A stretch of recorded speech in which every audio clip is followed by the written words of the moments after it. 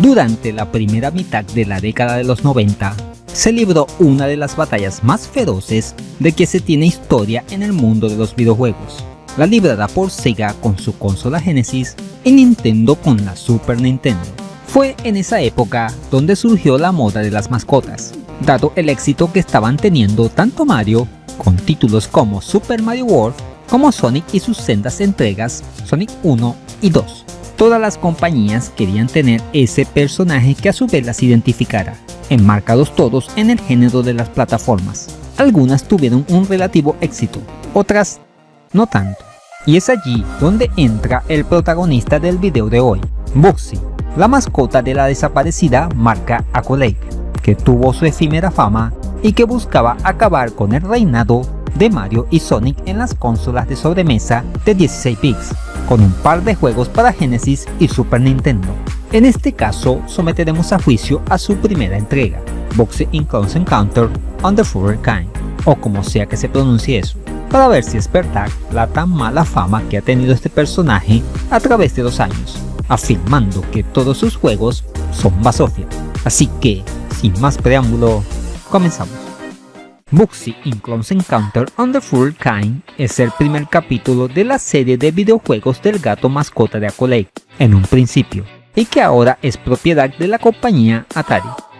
Accolade también fue famosa por sacar sus propios cartuchos en la Genesis, debido a un litigio que tuvo con Sega, del cual salió ganadora, pero ya eso es otra historia. La trama es bastante simple. Unos extraterrestres que no tienen nada que hacer con su vida vienen a la Tierra a llevarse todas las bolas de estambre que hay en el planeta. Ya sabes, es el recurso más valioso del universo, pero no contaban con que Bugsy detendría sus planes. Para este análisis usaremos la versión de Super Nintendo.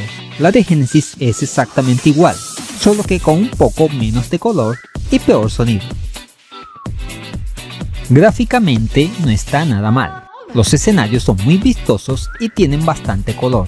No podemos negar que el juego cumple con creces en cuanto a su presentación en pantalla. Bugsy tiene muchísimas animaciones, sobre todo cuando muere. Los enemigos, aunque no son tan llamativos como el protagonista, sí destacan por su variedad. Sin embargo, aunque tenemos diferentes ambientaciones, como un parque de diversiones, el lejano oeste, un bosque o el espacio exterior, muchos de estos escenarios se parecen entre sí, dando una sensación de que estamos siempre jugando a lo mismo, lo que crea monotonía. En términos de sonido pasa lo mismo, buenas melodías, aunque sin llegar a ser emblemáticas.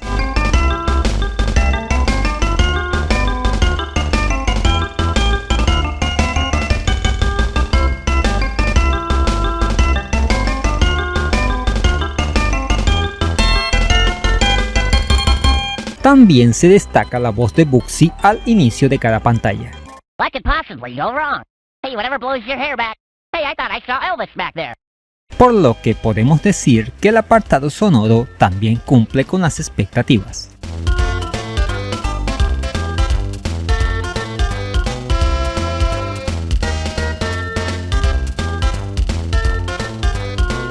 El control es sencillo. Con B saltamos y pulsando Y en el aire podemos planear. Miramos hacia adelante o hacia atrás con los gatillos.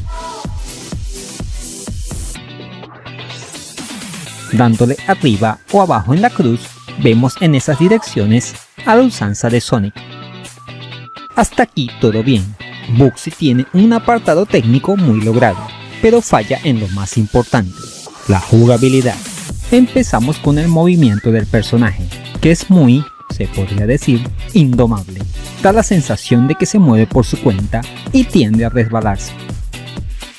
Aunado a eso, Bugsy es sumamente frágil, y es que morimos de un toque, además de que si caemos desde muy alto, también perdemos una vida, algo muy raro de ver en juegos de plataformas 2D de scroll lateral. Sin dejar de lado el diseño de los escenarios, que parecen hechos para hacernos morir por cualquier cosa en cualquier momento. A veces mueres sin saber siquiera por qué. Hay enemigos y trampas que apenas se ven, sumado que hay fallos en las cajas de colisión. Existe una habilidad contraproducente en Bugsy.